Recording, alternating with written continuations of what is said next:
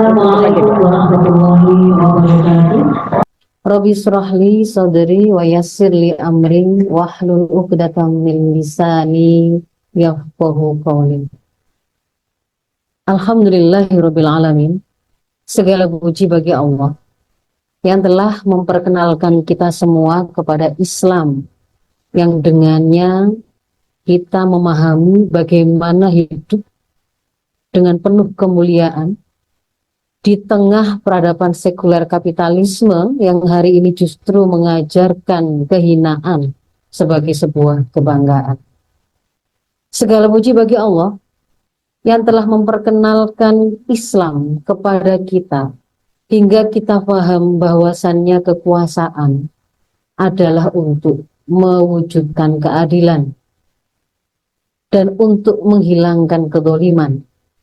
Di saat peradaban rusak hari ini mengajarkan bahwa kezaliman dan kesewenang-wenangan itu justru harus mereka pertahankan dan wariskan untuk mempertahankan kekuasaan.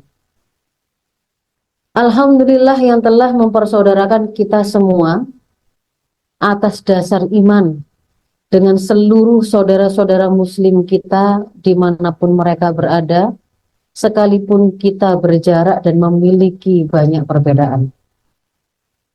Ibu-ibu para intelektual muslimah yang dimuliakan Allah, karena keimanan, kalau memang beberapa bulan yang lalu itu kita itu mungkin waktu scrolling berita di Palestina itu masih membuat kita itu berderai-derai air mata ya Bu ya.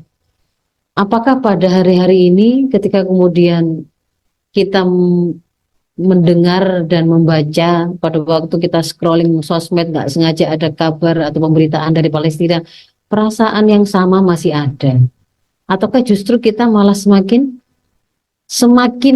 mudah melakukan skip berita-berita tersebut karena merasa lelah?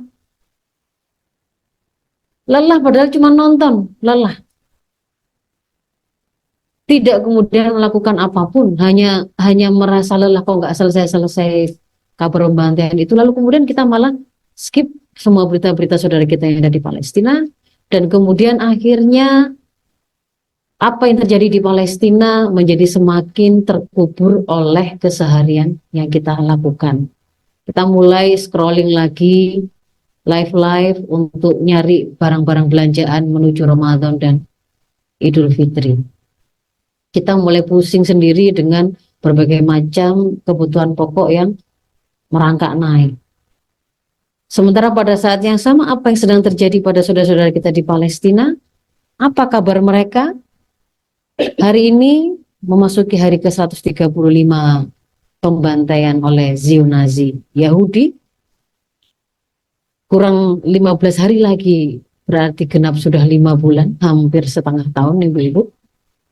Dan semoga kalau kemudian saya menyampaikan beberapa data terakhir itu tidak tergambar kepada benak kita dan hati kita, itu hanya angka-angka yang tersebutkan.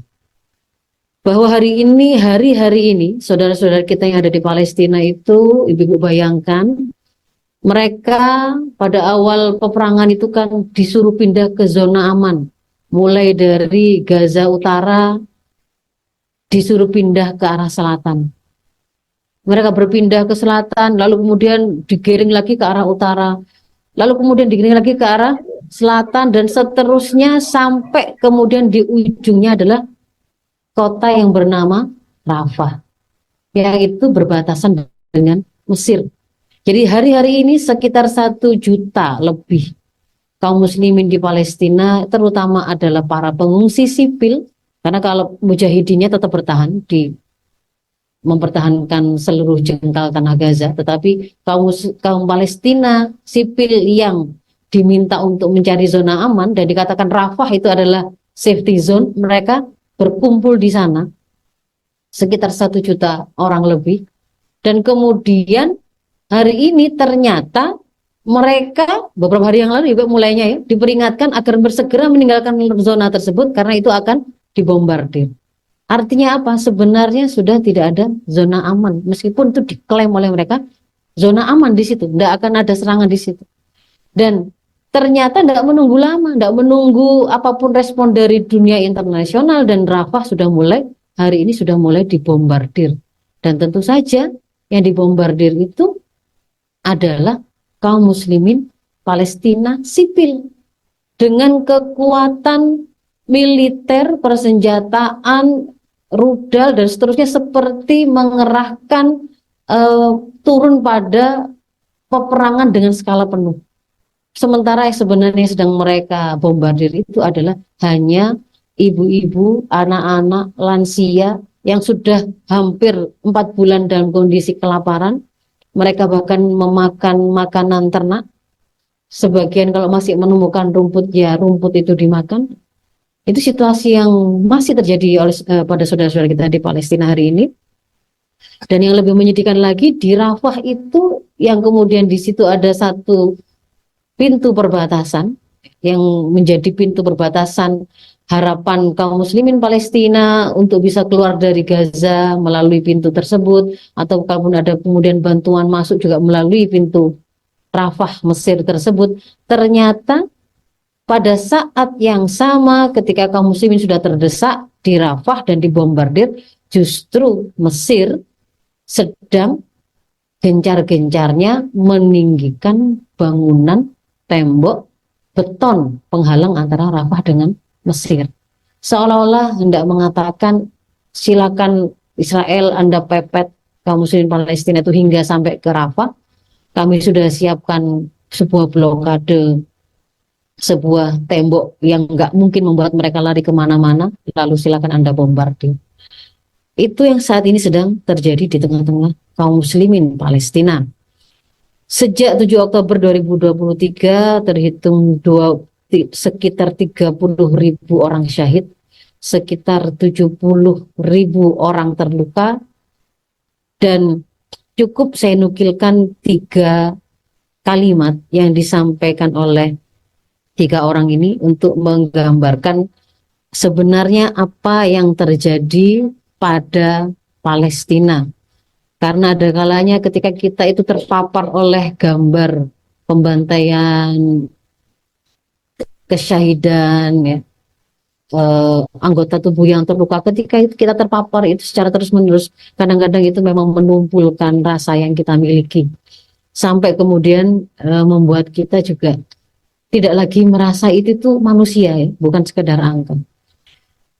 Jadi Martin Griffiths, the Under Secretary General for Humanitarian Affairs and Emergency Relief Coordinator, dia mengatakan bahwa situasi mengerikan yang terjadi di Gaza itu adalah the worst humanitarian crisis he has ever seen in his entire career. Ya.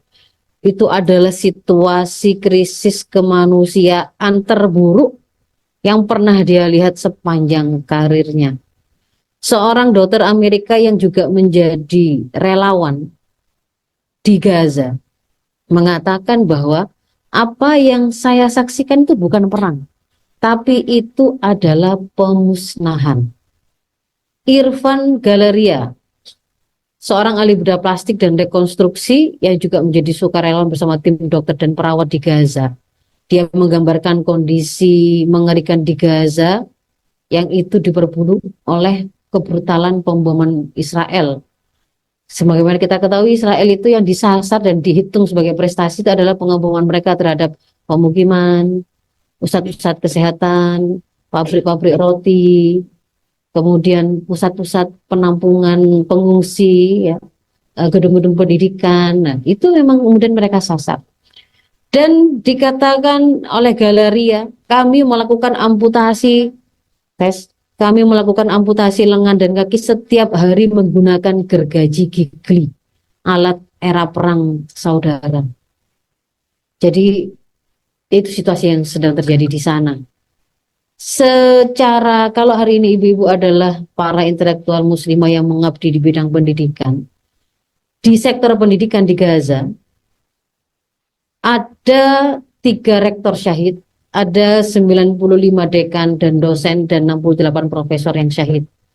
88.000 siswa terhalang untuk bisa melanjutkan pendidikan, 5 universitas hancur, 720 juta dolar Amerika kerugian di sektor pendidikan, dan 200 dolarnya adalah kerugian finansial di sektor perguruan tinggi. Tentu bukan kebetulan ibu-ibu kalau Allah kemudian mentakdirkan kita semua menyaksikan dan bertemu dengan genosida ini. Pasti bukan kebetulan. Ketika mata kita bisa menyaksikan kedahsyatan perang yang seperti itu, telinga kita mendengarkan bagaimana seruan anak-anak Palestina yang bertanya, di mana kaum muslimin, di mana dunia Arab, kami akan adukan kalian kepada Allah dan seterusnya. Tentu itu bukan sebuah kebetulan. Akan ada pertanggungjawaban yang harus kita lakukan sebagai saudara mereka dalam iman, juga sebagai bagian dari mutiara umat ini. Ibu-ibu, para intelektual muslimah semuanya adalah orang-orang yang banyak diberikan oleh Allah kelebihan dan privilege untuk melakukan pembelaan dan melakukan perjuangan membebaskan kaum muslimin Palestina dari genosida tersebut. Untuk itulah ibu-ibu kita hadir di sini. Kita berusaha menyempurnakan apa yang menjadi tanggung jawab kita. Kita akan menyampaikan analisa hakiki, analisa kritis kita akan apa sebenarnya sedang terjadi di Palestina dan apa tawaran solusi hakiki yang harus kita sampaikan, dan kita akan pimpin pergerakan untuk mewujudkan solusi hakiki tersebut. Inilah fokus group discussion intelektual muslimah. It is time to be one ummah.